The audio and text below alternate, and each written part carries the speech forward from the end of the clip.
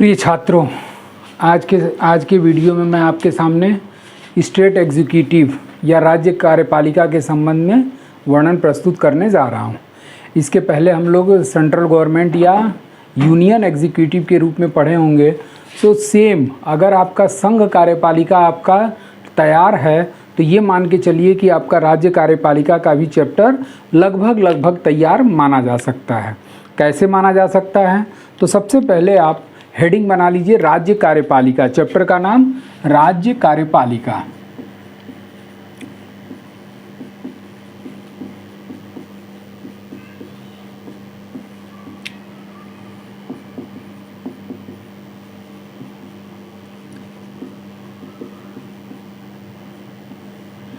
अब इस राज्य कार्यपालिका में शामिल कौन कौन होता है? तो राज्य कार्यपालिका में शामिल पहले हटा दीजिए, इसको वर्णन देख लीजिए कि इसका वर्णन किस में किया गया है। तो इसका वर्णन जो है वो संविधान के भाग 6 के अनुच्छेद 152 से 237, अनुच्छेद 152 से 237 तक। अब इसमें शामिल कौन कौन है? तो स्टेट एग्जीक्यूटिव में शामिल जो पदाधिकारी होते हैं वो है आपका राज्यपाल।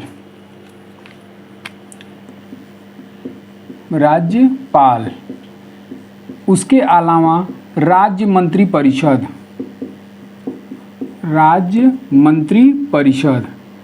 और जो इसमें तीसरा मुख्य पदाधिकारी शामिल होता है उसे महाधिवक्ता के नाम से जाना जाता है, महाधिवक्ता। अब यहाँ पर आप देख रहे होंगे कि स्टेट एग्जीक्यूटिव में कौन कौन शामिल हो गया। तो स्टेट एग्जीक्यूटिव में आपका राज्यपाल, गवर्नर, राज्य मंत्री परिषद और महाधिवक्ता शामिल है। अब अगर संघ की कार्यपालिका से अगर इसका कंपैरिजन किया जाए, तुलना किया जाए, तो अब एक हिसाब से यहीं पे आप चाहें तो इसका कंपैरिजन तुलनात्मक अध्ययन कर सकते हैं और इसमें संघ की कार्यपालिका और इस संघ की कार्यपालिका को आम भाषा में हम लोग सेंट्रल गवर्नमेंट भी कह सकते हैं। अब इस सेंट्रल गवर्नमेंट का जो वर्णन किया गया है वो किस में किया गया है? तो वो किया गया है आपका भाग 5 के अनुच्छेद कहाँ से कहाँ तक? तो 52 से लेकर के 78 तक। चूँकि सेंट्रल गवर्नमेंट वाला जो चैप्टर है या भाग 5 है, इसको कई अध्यायों में भी विभाजित किया गया है। कई अध्याय में मतलब भाग में भी क्या किया गया है? अध्याय का वर्णन किया गया है। तो इसी भाग 5 के अनुच्छेद 52 से 78 तक में संघ की कार्यपालिका से संबंधित प्रावधान दिए गए हैं। और इस संघ की कार्यपालिका में शामिल कौन कौन है? तो अब राज्य का मुखिया कौन हो गया? तो राज्य का मुखिया हो गया आपका राज्यपाल। ठीक, राज्य का मुखिया राज्यपाल। तो सेंट्रल गवर्नमेंट का मुखिया किसको माना जाता है? तो सेंट्रल गवर्नमेंट का मुखिया राष्ट्रपति को। इसके अलावा स्टेट गवर्नमेंट की जब मंत्री परिषद होती है तो आपको पता होना चाहिए कि सेंट्रल गवर्नमेंट की भी मंत्री परिषद होती है। तो दूसरा इसमें कौन शामिल हो गया? मंत्री परिषद।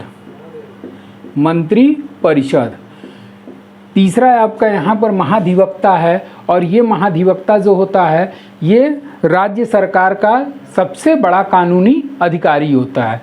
तो जाहिर सी बात है कि जब राज्य सरकार का सबसे बड़ा कानूनी अधिकारी के पद का उल्लेख है तो केंद्र सरकार के भी सबसे बड़े कानूनी अधिकारी का उल्लेख कहीं ना कहीं संविधान में जरूर होगा। तो यहाँ पर आपका हो जाएगा महान्यायवादी। तो इस तरीके से सेंट्रल गवर्नमेंट में राष्ट्रपति हो गया, मंत्री परिषद हो गया और महान्यायवादी। स्टेट गवर्नमेंट में राज्यपाल हो गया, राज्य मंत्री परिषद हो गई और महाधिवक्ता हो गया। अब सेंट्रल गवर्नमेंट का मुखिया किसको माना जाता है? राष्ट्रपति को माना जाता है। जबकि स्टेट गवर्नमेंट का मुखिया कौन हो गया? राज्यपाल हो गया। केंद्र सरकार का सबसे बड़ा कानूनी अधिकारी कौन हो गया? महान्यायवादी। और राज्य सरकार का सबसे बड़ा कानूनी अधिकारी महाधिवक्ता। अब जो पोजीशन आपका सेंट्रल गवर्नमेंट में राष्ट्रपति की दी हुई है, सेम वही कंडीशन आपका स्टेट गवर्नमेंट में किसका दिया गया है? तो राज्यपाल का दिया गया है। अब जो स्थिति राष्ट्रपति की है तो लगभग आपका 80%, अगर राष्ट्रपति वाले टॉपिक का आपका 80% तैयार है तो उसी के समानांतर आपका राज्यपाल में भी इसकी शक्तियाँ, इसकी योग्यता, इसके किए जाने वाले कार्य, कार्यकाल, योग्यता, वेतन में थोड़ा बहुत अंतर आ जाएगा, लेकिन बाकी चीज़ें आपकी समानता लगभग राष्ट्रपति और राज्यपाल की समानता लगभग 80% समान है। अब आते हैं हम लोग मुख्य रूप से राज्यपाल पर। इस राज्यपाल के संबंध में आर्टिकल 153 में कहा गया है, और इसके पहले राज्यपाल क्या होता है? राज्य का संवैधानिक प्रमुख होता है।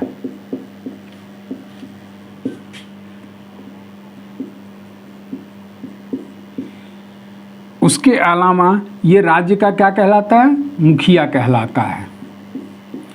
अब यहाँ पर दोनों को मैं साथ में ले करके चलूँगा ताकि आपका, अगर संघ कार्यपालिका हमारी वीडियो अगर आप नहीं देखे होंगे तो भी यहाँ पे हल्का फुल्का आपको रिफ्रेश हो जाएगा। अब अगर कहा जाए कि संघ की कार्यपालिका का मुखिया कौन होता है, तो संघ की कार्यपालिका का मुखिया कौन हो गया? राष्ट्रपति हो गया। राज्य की कार्यपालिका का मुखिया कौन हो गया? राज्यपाल हो गया। दूसरा, ये जो राज्यपाल होता है, ये राज्यपाल केंद्र सरकार के प्रतिनिधि के रूप में कार्य करता है। केंद्र सरकार के प्रतिनिधि के रूप में।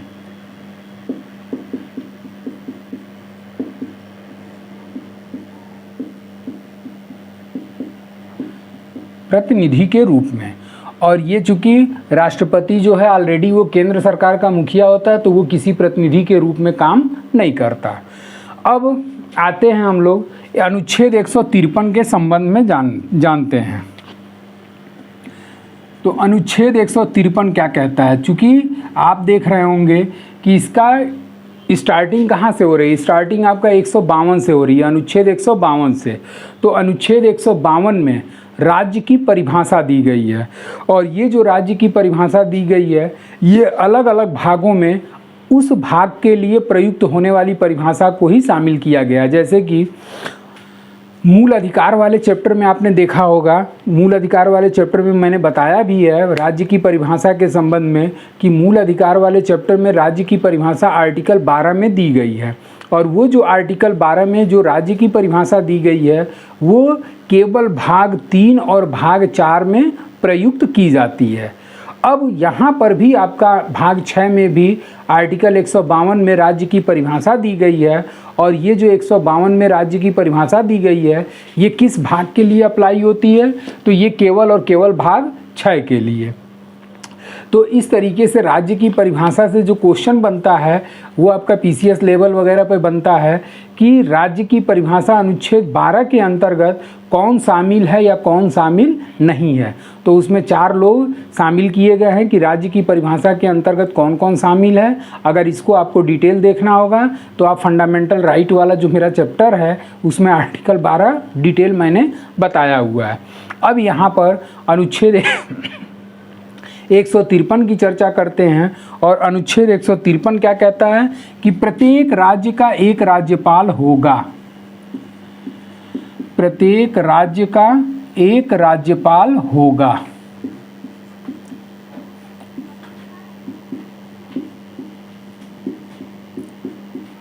इसी में आगे ये भी कहा गया परंतु 2 या 2 से अधिक राज्यों को मिलाकर एक राज्यपाल की नियुक्ति की जा सकती है। परंतु 2 या 2 से अधिक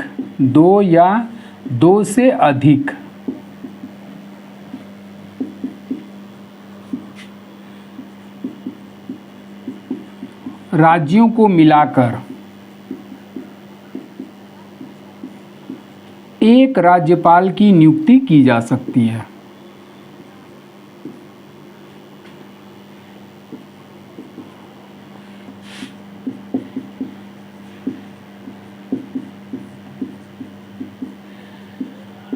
अब यहाँ पर चाहे राष्ट्रपति, चूंकि अब नियुक्ति के संबंध में बात आ गई, तो नियुक्ति इनकी कौन करता है? तो राज्यपाल की जो नियुक्ति करेगा वो नियुक्ति किसके द्वारा की जाएगी, तो राष्ट्रपति के द्वारा की जाएगी, राष्ट्रपति के द्वारा। अब यहाँ पर अनुच्छेद 153 ये कह रहा है कि प्रत्येक राज्य का एक राज्यपाल होगा, किंतु 2 या 2 से अधिक राज्यों को मिलाकर एक राज्यपाल की नियुक्ति की जा सकती है। और ये जो लाइन है कि 2 या 2 से अधिक राज्यों को मिलाकर एक राज्यपाल की नियुक्ति की जा सकती है, ये मूल रूप से अनुच्छेद 153 में शामिल नहीं था। तो जब ये शामिल नहीं था तो बाद में इसको जोड़ा गया, और बाद में किस संविधान संशोधन के तहत जोड़ा गया, तो 7वां संविधान संशोधन, 7वां संविधान संशोधन। और ये 7वां संविधान संशोधन कब आया था, तो ये आया था 1956 में। यानी कि 1956 के पहले प्रत्येक राज्य का एक राज्यपाल हुआ करता था, और बाद में जब 1956 में 7वां संशोधन किया गया तो ये प्रावधान दे दिया गया कि 2 या 2 से अधिक राज्यों को मिलाकर एक राज्यपाल की नियुक्ति की जा सकती है। और इस राज्यपाल की नियुक्ति किसके द्वारा की जाएगी, राष्ट्रपति के द्वारा की जाएगी। अब आते हैं आर्टिकल 154 पे, अनुच्छेद 154।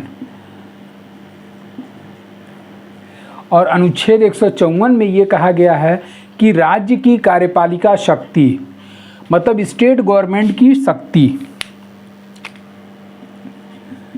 राज्य की कार्यपालिका शक्ति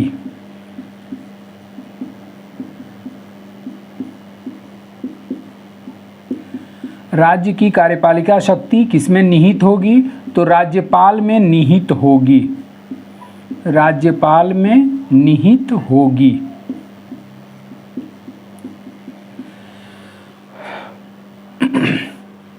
मतलब स्टेट गवर्नमेंट की पूरी शक्ति किसको दे दी गई है, राज्यपाल को दे दी गई है। लेकिन राज्यपाल इस शक्ति का प्रयोग किसके माध्यम से करेगा, तो राज्य मंत्रिपरिषद के सलाह और सहायता से करेगा, राज्य मंत्रिपरिषद के सहायता और सलाह से।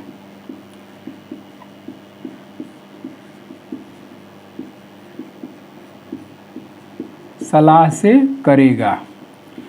अब यहाँ पर आप देख रहे होंगे कि अनुच्छेद 154 ये कहता है कि राज्य की कार्यपालिका शक्ति राज्यपाल में निहित होगी, लेकिन राज्यपाल इस शक्ति का प्रयोग स्वतंत्र होकर के नहीं करेगा, बल्कि वो किसके सहायता और सलाह से करेगा, तो राज्य मंत्रिपरिषद के सहायता और सलाह से करेगा। और इस राज्य मंत्रिपरिषद का प्रधान या मुखिया कौन होगा, तो इस राज्य मंत्रिपरिषद का प्रधान या मुखिया जो होता है वो मुख्यमंत्री कहलाएगा। तो इस तरीके से राज्यपाल को एक तरीके से मतलब कागज़ में केवल पूरी शक्ति दे दी गई है, लेकिन उस शक्ति का प्रयोग करने के लिए वो स्वतंत्र नहीं माना जाता, बल्कि वो राज्य मंत्रिपरिषद के सहायता और सलाह से करेगा। सेम कंडीशन अब यहाँ पर आ जाते हैं, इसमें भी आपका अनुच्छेद 53 में ये कहा गया है, अनुच्छेद 53 में। और अनुच्छेद 53 में ये कहा गया है कि संघ की कार्यपालिका शक्ति राष्ट्रपति में निहित होगी, लेकिन राष्ट्रपति इस शक्ति का प्रयोग मंत्रिपरिषद के परामर्श और सहायता से करेगा। तो यहाँ पर भी एक तरीके से कागज़ में केवल राष्ट्रपति को पूरी शक्ति लिख दी गई है, लेकिन उस शक्ति का प्रयोग वो स्वतंत्र होकर के नहीं कर सकता। इसी कारण से राष्ट्रपति को एक तरीके से मंत्रिपरिषद के हाथ का कठपुतली माना जाता है, यानी कि जब चाहे तब मंत्रिपरिषद राष्ट्रपति को नचा सकती है। और सेम कंडीशन आपका राज्यों में राज्यपाल का भी है कि वह राज्य मंत्रिपरिषद के हाथ का क्या है, कठपुतली है। और ये जो सहायता और सलाह से करेगा, इसका उल्लेख संविधान के किस अनुच्छेद में किया गया है, तो इसका उल्लेख संविधान के अनुच्छेद 153 में किया गया, 163 में किया गया है, 163। और यहाँ पर भी एक तरीके से वही कंडीशन है कि आर्टिकल 53 के साथ आप क्या पढ़ेंगे, इसके साथ आप पढ़ेंगे अनुच्छेद 74, अनुच्छेद 74। और इसी अनुच्छेद 74 में ये कहा गया है कि राष्ट्रपति को सहायता और सलाह देने के लिए एक मंत्रिपरिषद होगी। तो अब ये दोनों एक तरीके से समानता आपको दिख रही है कि नहीं दिख रही है, कि यहाँ पर राज्यपाल को टोटल शक्ति दे दी गई, लेकिन राज्यपाल इस शक्ति का प्रयोग मंत्रिपरिषद के सहायता से करेगा, और वही सेम कंडीशन आपका सेंट्रल गवर्नमेंट में राष्ट्रपति को भी प्रदान किया गया है। अब ये जो नियुक्ति के संबंध में प्रावधान है कि ये जो नियुक्ति करेगा ये राष्ट्रपति द्वारा की जाएगी, और इस नियुक्ति के संबंध में जो प्रावधान दिया गया है वो किस अनुच्छेद के अंतर्गत दिया गया है, तो यहीं आप चाहें तो इसको भी ऐड कर सकते हैं, और वो दिया गया है आपका अनुच्छेद 155 के अंतर्गत कि राज्यपाल की नियुक्ति राष्ट्रपति द्वारा की जाएगी, और इस राज्यपाल का निर्वाचन नहीं किया जाता बल्कि ये मनोनीत किया जाता है। मतलब केंद्र सरकार जिस भी व्यक्ति को राज्यपाल के संबंध में नॉमिनेशन कर देगी, राष्ट्रपति उस व्यक्ति को राज्यपाल नियुक्त करने के लिए बाध्य माना जाता है। अब आते हैं हम लोग योग्यता के संबंध में। अब जो राज्यपाल की योग्यता है वो योग्यता किस अनुच्छेद में दी गई है, तो योग्यता जो है वो अनुच्छेद 157 में राज्यपाल की योग्यता का वर्णन किया गया है। अब ये जो योग्यता आपने राष्ट्रपति के बारे में पढ़ा है वही योग्यता यहाँ पर भी फुलफिल की जाएगी।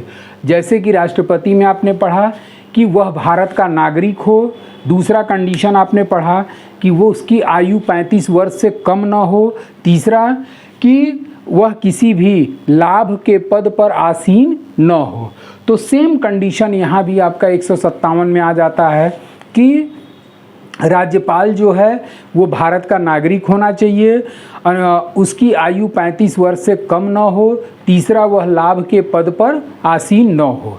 अब एक क्वेश्चन मैं आप लोगों के सामने प्रस्तुत कर रहा हूं, और इसका आंसर आप लोग खुद हमको कमेंट बॉक्स में लिख करके देंगे, और वो क्वेश्चन ये है कि राज्यपाल का जन्म से भारत का नागरिक होना आवश्यक है या नहीं। क्वेश्चन एक बार फिर से सुन लीजिए कि राज्यपाल का जन्म से भारत का नागरिक होना आवश्यक है या नहीं।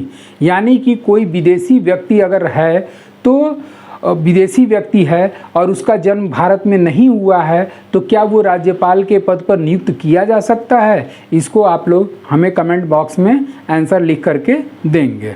अब आते हैं हम लोग कि जब नियुक्ति हो गई, योग्यता निर्धारित हो गई और नियुक्त हो गया, तो जाहिर सी बात है कि उसका कार्यकाल निर्धारित होगा। तो कार्यकाल के संबंध में जो प्रावधान दिया गया है वो आपका अनुच्छेद 156 में दिया गया है। कार्यकाल किस में हो जाएगा आपका? अनुच्छेद 156। और ये जो अनुच्छेद 156 है, ये जो अनुच्छेद 156 है, इसमें आपका कार्यकाल के संबंध में वर्णन किया गया है। अब यहाँ पर जो आपने कार्यकाल राष्ट्रपति के संबंध में पढ़ा है, जो कार्यकाल राष्ट्रपति के संबंध में पढ़ा है, वो कार्यकाल के संबंध में सेम यहाँ भी अप्लाई होता है। और कार्यकाल में ये है कि राष्ट्रपति अपने पद पर 5 वर्ष तक बना रहेगा। और लेकिन यहाँ पर ये चीज़ नहीं दिया गया है। इस अनुच्छेद में सीधे ये कहा गया है कि राज्यपाल जो है वो राष्ट्रपति के प्रसाद पर्यंत, राष्ट्रपति के प्रसाद पर्यंत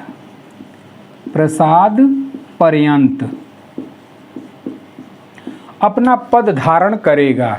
राष्ट्रपति के प्रसाद पर्यंत अपना पद धारण करेगा का मतलब ये हो गया कि जब तक राष्ट्रपति चाहे तब तक वो अपने पद पर बना रह सकता है, जब चाहे तब राष्ट्रपति उसको पद से हटा सकता है। यानी कि इसके कार्यकाल का वर्णन संविधान के अनुच्छेद 156 में नहीं दिया गया है। मतलब 56 में कार्यकाल की बात की गई है, लेकिन कितना कार्यकाल होगा इसका वर्णन इस आर्टिकल में नहीं है। वो सिर्फ दिया गया है कि वह राष्ट्रपति के प्रसाद पर्यंत अपना पद धारण करेगा। अब राष्ट्रपति जब चाहे तब उसको पद से हटा सकता है। सामान्य रूप से अगर देखा जाए तो सामान्य रूप से राज्यपाल का कार्यकाल 5 वर्षों का निर्धारित होता है। और इस अवधि के पूर्व, कार्यकाल के अवधि के पूर्व, अगर चाहें तो एरो मार्क लगा करके अवधि के पूर्व वह क्या करेगा? अपना त्यागपत्र देगा, अपना त्यागपत्र। और वो अपना त्यागपत्र किसको देगा? तो वो अपना त्यागपत्र चाहे तो राष्ट्रपति को दे सकता है। जैसा कि हमने बताया कि सामान्य रूप से राज्यपाल का जो कार्यकाल होता है वो 5 वर्षों का होता है। अब इस अवधि के पूर्व अगर राज्यपाल चाहे तो अपना त्यागपत्र राष्ट्रपति को प्रदान कर सकता है। तो आपका ये स्क्रीनशॉट लेना हो तो आप लोग स्क्रीनशॉट ले लीजिए और इसका नोट्स वगैरह बना लीजिएगा। अब इसमें एक बार मैं फिर से रिवीजन कर देता हूँ कि स्टेट एग्जीक्यूटिव में राज्यपाल, राज्य मंत्रिपरिषद और महाधिवक्ता शामिल हैं। राज्यपाल जो होता है वो राज्य का संवैधानिक प्रमुख होता है, राज्य का मुखिया होता है। अब और केंद्र सरकार के प्रतिनिधि के रूप में कार्य करता है। आर्टिकल 153 कहता है कि प्रत्येक राज्य का एक राज्यपाल होगा, किंतु 2 या 2 से अधिक राज्यों को मिलाकर एक राज्यपाल की नियुक्ति की जा सकती है। और ये लाइन जो है वो 7वां संविधान संशोधन 1956 के तहत स्थापित किया गया। अब इसकी नियुक्ति 155 में दी गई है और इसकी नियुक्ति किसके द्वारा की जाएगी? तो राष्ट्रपति के द्वारा की जाएगी। अब 154 ये कहता है कि स्टेट गवर्नमेंट की टोटल शक्ति राज्यपाल में निहित होगी, लेकिन राज्यपाल इस शक्ति का प्रयोग स्वतंत्र होकर के नहीं करेगा, बल्कि उसमें 163 में ये लिखा गया है कि राज्यपाल राज्य मंत्रिपरिषद के सहायता और सलाह से अपने कार्यों को करेगा। योग्यता के संबंध में हमने बता ही दिया कि वह भारत का नागरिक हो, उसकी आयु 35 वर्ष से कम न हो, वह किसी लाभ के पद पर आसीन न हो। 156 में यह है कि राज्यपाल जो है वो राष्ट्रपति के प्रसाद पर्यंत अपना पद धारण करेगा और इस अवधि के पूर्व चाहे तो वो अपना त्यागपत्र राष्ट्रपति को दे सकता है। अब आते हैं राज्यपाल का वेतन।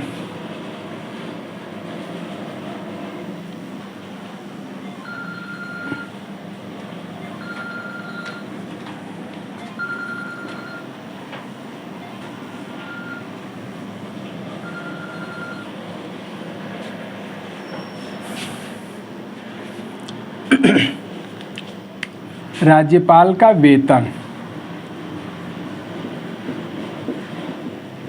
और इस राज्यपाल के वेतन के संबंध में जो वर्णन किया गया है वो किस अनुच्छेद में किया गया है? अनुच्छेद 158 में किया गया है।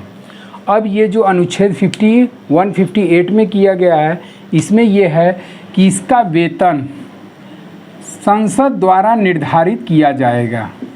संसद द्वारा निर्धारित।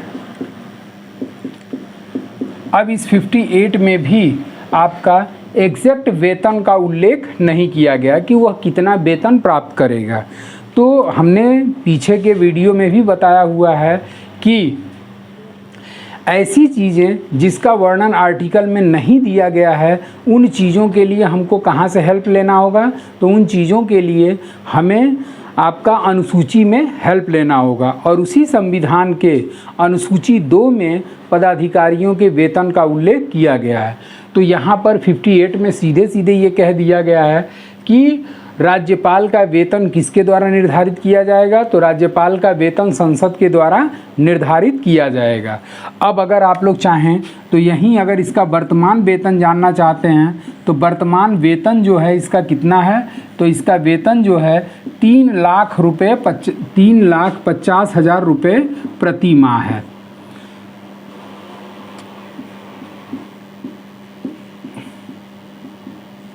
प्रति माह। तो वर्तमान में राज्यपाल का वेतन 3,50,000 रुपये प्रति माह है। जैसे कि अभी हमने बताया कि 2 या 2 से अधिक राज्यों का राज्यपाल नियुक्त किया जा सकता है। ठीक, अब जब 2 या 2 से अधिक राज्यों का राज्यपाल नियुक्त किया जाएगा तो उसके वेतन का निर्धारण राष्ट्रपति के द्वारा किया जाता है। अब ये राष्ट्रपति चाहे तो उसको सिंगल वेतन या डबल वेतन की अनुमति दिला सकता है, लेकिन एक वेतन वो कितना प्राप्त करेगा? 3,50,000 रुपये प्रति माह।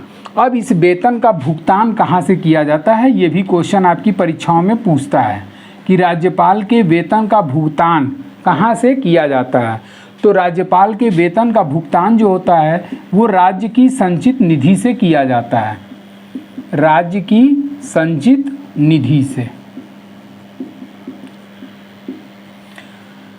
जैसे कि संसद वाले चैप्टर में हमने निधियों के बारे में बताया हुआ है कि भारत की संचित निधि होती है, राज्य की संचित निधि होती है। तो उस तरीके से राज्यपाल का वेतन जो है वो राज्य की संचित निधि से प्रदान किया जाता है। अब आ जाते हैं शपथ, कि राज्यपाल किसके समक्ष शपथ लेगा। राज्यपाल किसके समक्ष शपथ लेगा? तो राज्यपाल जो है उस राज्य के उच्च न्यायालय के मुख्य न्यायाधीश के समक्ष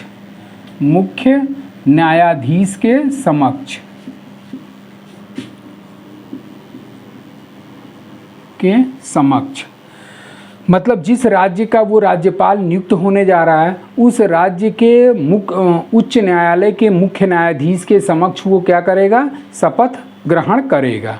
अब आते हैं हम लोग राज्यपाल की शक्तियाँ। राज्यपाल की क्या क्या शक्तियाँ दी गई हैं। तो राज्यपाल की शक्तियों के संबंध में जो हम लोग पढ़ेंगे, जो सेम स्थिति आपका राष्ट्रपति में है, लगभग 80% शक्तियाँ जो राष्ट्रपति को दी गई हैं वही लगभग शक्तियाँ आपको राज्यपाल में भी देखने को मिल जाएंगी। अब जैसे कि राज्यपाल क्या करता है? नियुक्ति करता है। राज्यपाल क्या करेगा? नियुक्ति करेगा। अब इस राज्यपाल में नियुक्ति किसकी नियुक्ति की जाएगी? तो राज्यपाल जो है वो मुख्यमंत्री की नियुक्ति करता है। बहुमत दल का जो भी नेता होगा उस नेता को मुख्यमंत्री पद की शपथ दिलाता है। उसके साथ साथ अन्य मंत्रियों की नियुक्ति करेगा, और ये अन्य मंत्रियों की जो नियुक्ति करेगा वो मुख्यमंत्री के सलाह पर अन्य मंत्रियों की नियुक्ति राज्यपाल के द्वारा की जाती है। उसके बाद से महाधिवक्ता की नियुक्ति करेगा। महाधिवक्ता, राज्य निर्वाचन आयुक्त,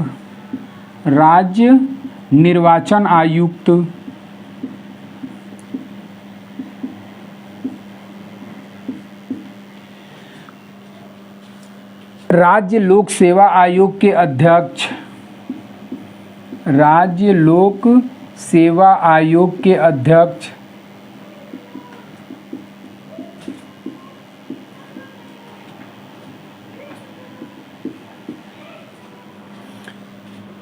तो इस तरीके से राज्यपाल जो है मुख्यमंत्री हो गया, अन्य मंत्रियों की नियुक्ति मुख्यमंत्री के सलाह पर, उसके अलावा महाधिवक्ता, राज्य निर्वाचन आयुक्त, राज्य लोक सेवा आयोग के अध्यक्ष, उच्च न्यायालय के न्यायाधीश, चूँकि राज्यपाल जो होता है वो राज्य विश्वविद्यालय का कुलाधिपति माना जाता है। तो राज्य विश्वविद्यालय के उपकुलपतियों, विश्वविद्यालय के उपकुलपतियों की नियुक्ति करता है। अब इस तरीके से आप देख रहे होंगे कि जितने भी राज्य के संवैधानिक पदाधिकारी हैं उन सभी संवैधानिक पदाधिकारियों की नियुक्ति किसके द्वारा की जाएगी? राज्यपाल के द्वारा की जाएगी।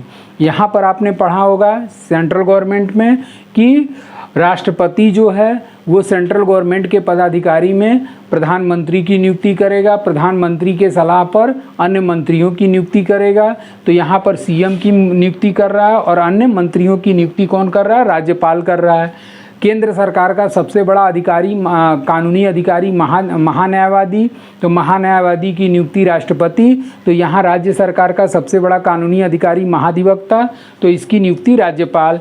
राज्य निर्वाचन आयुक्त की नियुक्ति करेगा, तो ये आपका केंद्र में जो भारत सरकार का निर्वाचन आयोग है उसके निर्वाचन आयुक्त की नियुक्ति करेगा।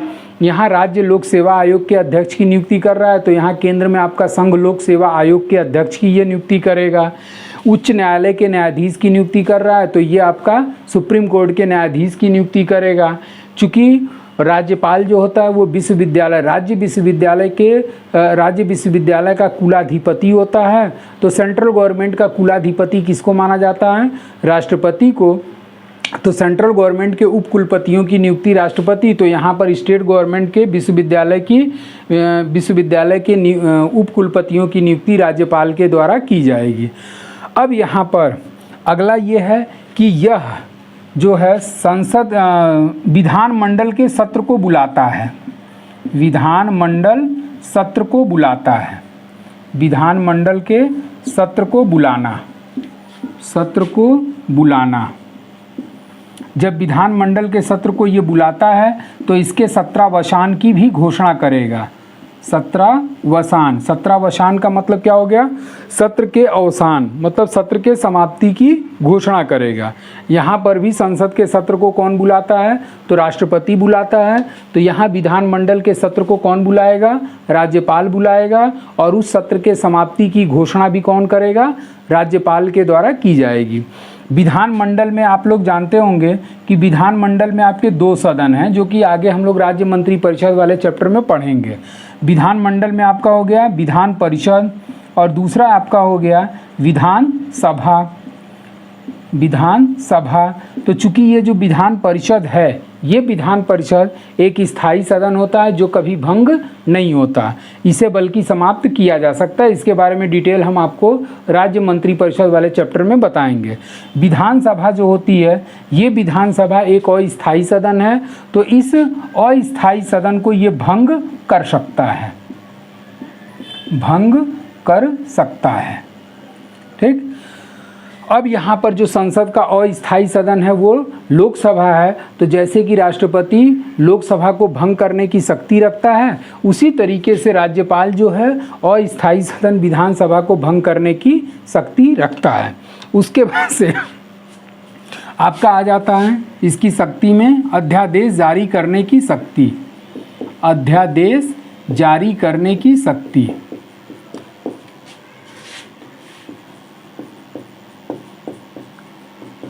और ये जो अध्यादेश जारी करने की शक्ति दी गई है, ये किस आर्टिकल में दी गई है इसकी? तो अध्यादेश जारी करने की शक्ति अनुच्छेद 213 में दी गई है, अनुच्छेद 213 में। सेम यही कंडीशन आपका राष्ट्रपति में भी दिया गया है। राष्ट्रपति जो है वो अध्यादेश जारी करने की शक्ति 123 के अंतर्गत रखता है, जबकि राज्यपाल अध्यादेश जारी करने की शक्ति 213 के अंतर्गत इसको दी गई है। इसी 123 में, अगर 123 याद है आपको, तो इसी 123 को उलट फेर करके आप 213 आसानी से निकाल सकते हैं। और ये जो अध्यादेश जारी करने की शक्ति राज्यपाल को 213 के अंतर्गत दी गई है, तो अगर विधानमंडल का सत्र, हालांकि इसको भी हमने डिस्क्राइब किया हुआ है राष्ट्रपति वाले चैप्टर में कि किस तरीके से अध्यादेश जारी करने की शक्ति दी गई है, तो अगर विधानमंडल का सत्र नहीं चल रहा है और किसी भी नियम कानून को पारित किया जाना अनिवार्य है, तो उस कंडीशन में राज्यपाल जो है कोई भी अध्यादेश जारी कर सकता है। और जिस दिन विधानमंडल का सत्र प्रारंभ हुआ, उस सत्र प्रारंभ के तिथि के 6 सप्ताह के भीतर अगर विधानमंडल के समक्ष नहीं रखा जाता तो वो अध्यादेश स्वतः समाप्त हो जाता है। अगर विधानमंडल ने वही उसको पारित कर दिया उस अध्यादेश को, तो वो परमानेंट अधिनियम का रूप ले लेता है। तो अध्यादेश जारी करने की शक्ति आपका 213 के अंतर्गत होगा। उसके बाद से राज्यपाल की अनुमति के बिना कोई भी धन विधेयक विधानसभा में प्रस्तुत नहीं किया जा सकता। जैसा कि आपने यहाँ पढ़ा होगा कि राज्यपाल की अनुमति के बिना कोई भी धन विधेयक लोकसभा में प्रस्तुत नहीं किया जा सकता। तो सेम कंडीशन आपका इसमें दिया गया है कि राज्यपाल की अनुमति के बिना कोई भी धन विधेयक विधानसभा में प्रस्तुत नहीं किया जा सकता। अब आपका जो अगला है वो आपका मुख्य शक्ति जो है वो क्षमादान की शक्ति, क्षमादान की शक्ति। और ये जो क्षमादान की शक्ति दी गई है, ये किस अनुच्छेद में दी गई है? अनुच्छेद 161 के अंतर्गत दी गई है। और वही चीज़ राष्ट्रपति को क्षमादान की शक्ति किस आर्टिकल में दी गई है? तो वो दी गई है आपका अनुच्छेद 72 के अंतर्गत दिया गया है। तो राष्ट्रपति जो है वो किसी भी प्रकार के दंड को क्षमादान कर सकता है, जबकि राज्यपाल जो है अनुच्छेद 161 के अंतर्गत क्षमादान की शक्ति तो दी गई है, लेकिन वो मृत्यु दंड और सेना न्यायालय को छोड़कर, सेना न्यायालय को छोड़कर शेष सभी दंड को क्षमादान कर सकता है। तो यहाँ पे आप थोड़ा ध्यान दीजिएगा कि आर्टिकल 72 में आपका राष्ट्रपति किसी भी प्रकार के दंड का लघुकरण, प्रतिलंबन और या फिर परिहार, इस तरीके के शब्दों का प्रयोग हमने राष्ट्रपति वाले चैप्टर में किया है, उसको डिस्क्राइब भी किया है, तो उसको आप लोग वहाँ से देख लीजिएगा। उसके साथ साथ आपका जो राज्यपाल होता है वो राज्यपाल मृत्यु दंड को क्षमादान करने की शक्ति नहीं रखता है। सेना न्यायालय द्वारा दिए गए दंड पर उसका कोई अधिकार नहीं है, उसको क्षमादान नहीं कर सकता। सेना न्यायालय द्वारा दिए गए दंड को राष्ट्रपति ही क्षमा कर सकता है। अब जब वो राष्ट्रपति क्षमादान करेगा तो चूंकि राष्ट्रपति जो होता है वो तीनों सेनाओं का सर्वोच्च सेनापति होता है, इस कारण से उसे सेना न्यायालय द्वारा दिए गए दंड को भी क्षमादान करने की शक्ति प्रदान करता है।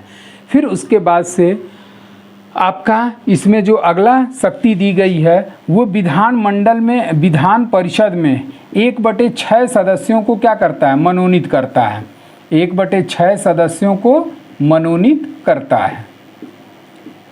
जैसा कि लोकसभा में आपने देखा होगा, राज्यसभा में आपने देखा होगा कि राज्यसभा में राष्ट्रपति 12 व्यक्तियों को मनोनीत करता है, और ऐसे 12 व्यक्तियों को मनोनीत करता है जो साहित्य, विज्ञान, कला या समाज सेवा में विशेष योगदान रखते हैं। उसी तरीके से राज्यपाल भी आपका विधान परिषद में 1/6 सदस्यों को मनोनीत करता है। तो इस तरीके से ये राज्यपाल के संबंध में आपका चैप्टर क्या हुआ, ख़त्म हुआ। राज्यपाल से संबंधित जो भी शक्तियाँ वगैरह हैं वो सारी शक्तियों वगैरह के बारे में, उसका अधिकार एवं कर्तव्य के बारे में सारी चीज़ें हमने आप लोगों के सामने प्रोड्यूस कर दिया। अब इसके बाद का जो चैप्टर हम लोग शुरू करेंगे वो रहेगा आपका राज्य मंत्रिपरिषद, और इस राज्य मंत्रिपरिषद के अंतर्गत हम लोग मुख्य रूप से विधानसभा और विधान परिषद के बारे में चर्चा करेंगे, और इसको भी मैं कंपैरिजन करूंगा आपका लोकसभा और राज्यसभा से। तो आज के लिए बस इतना ही। Thank you so much.